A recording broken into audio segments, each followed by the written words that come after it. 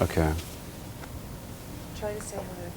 Hello, Barry. Ah, John. You're okay. there. Yeah, okay.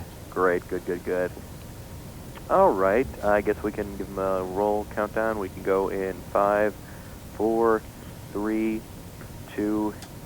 John, you've got one book that has been on the top list, I mean, for it seems like forever, and now you've got another one.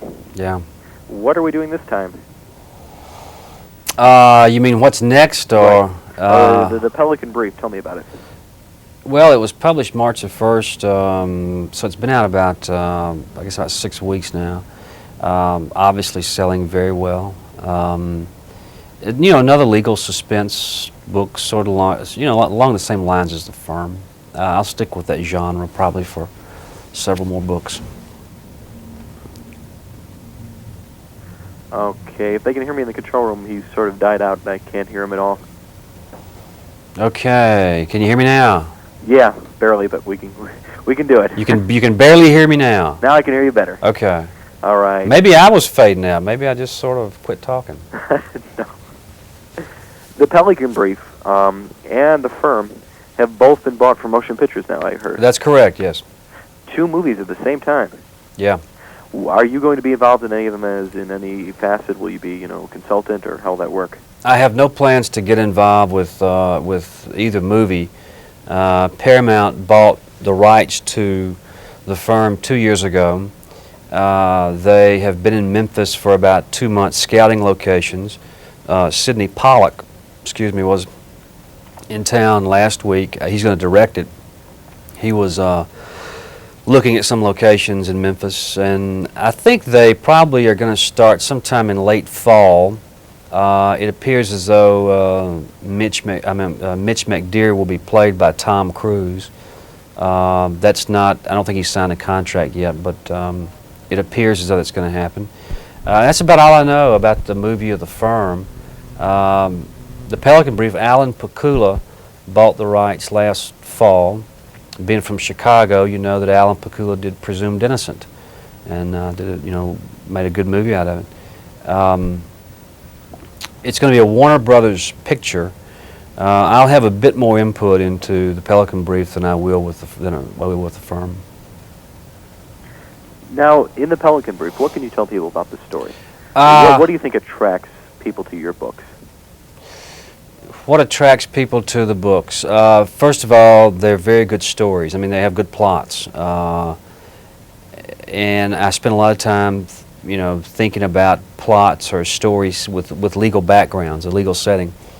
And I deliberately try to, conceive of a story that is very suspenseful and fun to read. I mean, we're not talking about serious literature here. This is, I aspire to write a high quality of commercial fiction. That's all I'm trying to do. But I want to get the reader involved in the book. I want the reader to read the book very quickly. I'm happy when people lose sleep reading the books. That's all intentional. And that plus the fact that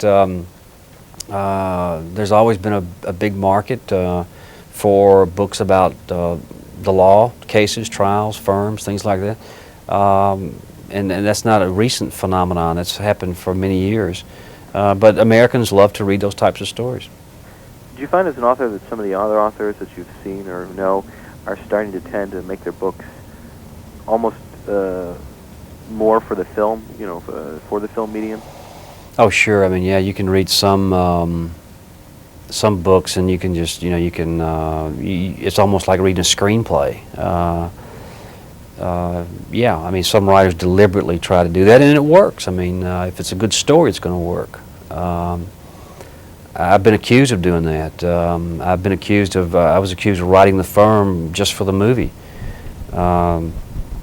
which is ludicrous. When I wrote The Firm, I didn't know if it was going to be published as a book, let alone a movie.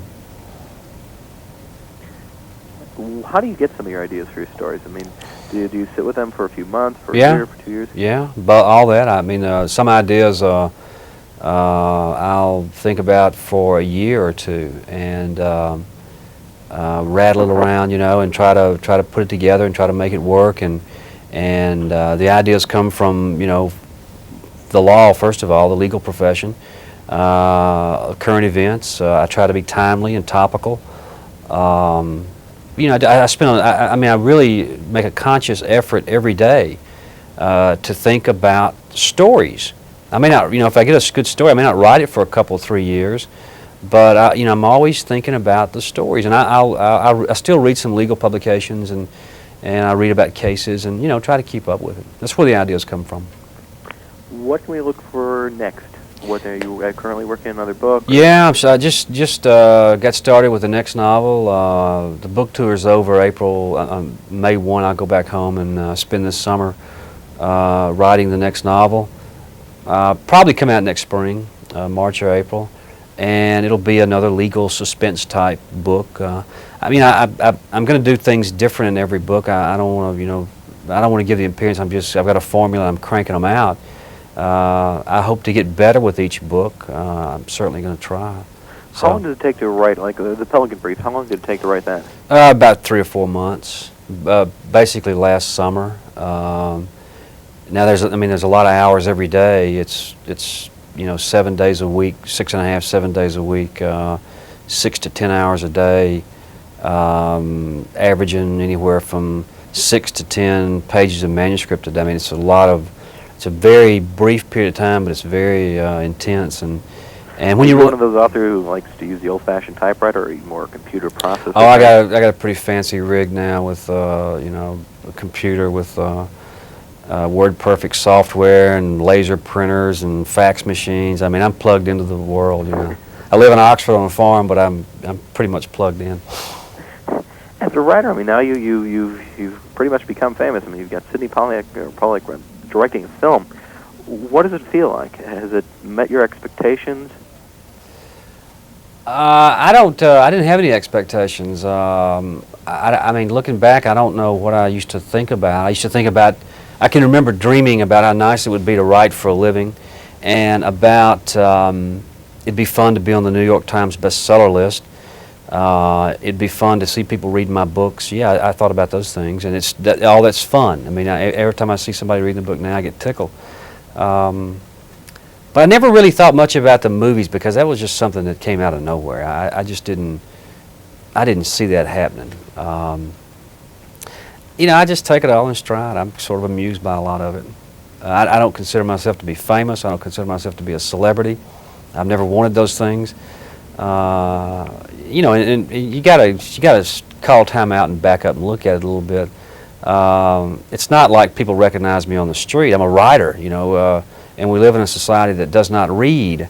You know, if I was a TV actor, I guess I'd be famous, but you know, it hadn't reached the point yet to where it's a hassle. For my final question, what appealed to you? I mean, if you could sort of separate yourself, what appealed to you about the Pelican Brief as a reader? I mean, if you were to read the book, what sticks in your mind about the book? It's a unique idea, because you're talking about the deaths of the murders of 2 U.S. Supreme Court justices, okay? That has never, obviously, it's never been done. We haven't lost a justice. To my knowledge, there have been no attempts on the justices. We've had, you know, dozens of attempts on presidents and other people. It's an original story, and the pacing of it is a fast read. You know, I like to read a book that's 300 or 400 pages long. Only Pat Conroy can take me over 500 pages. You know, I like a good fast book to entertain, and that's what would appeal to me. Yeah. I appreciate the time you spent with us today. My pleasure, Barry. Thanks again. Bye-bye.